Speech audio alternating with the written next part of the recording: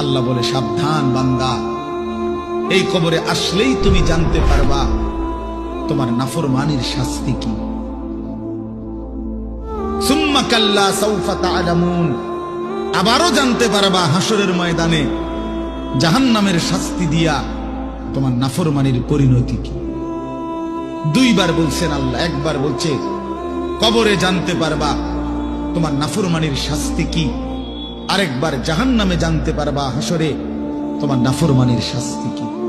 সামান্য কয়টা বুট বেচতে বেচতে বেচারা এক ওয়াক্ত নামাজ পড়ে না, কদ্দুর চা বেচে, দুইটা বন বেচে, বেচারা এক ওয়াক্ত নামাজ পড়ে না। একটা অটো চালায়, নামাজ পড়ে না। একটা সিএনজি চালায়, নামাজ পড়ে না। 12,000 14,000 টাকার একটা বেতন, এই কদ্দুর চাকরি করে, এটুকুর জন্য একটা নামাজ, একটা সেজদা দেয় না আল্লাহকে।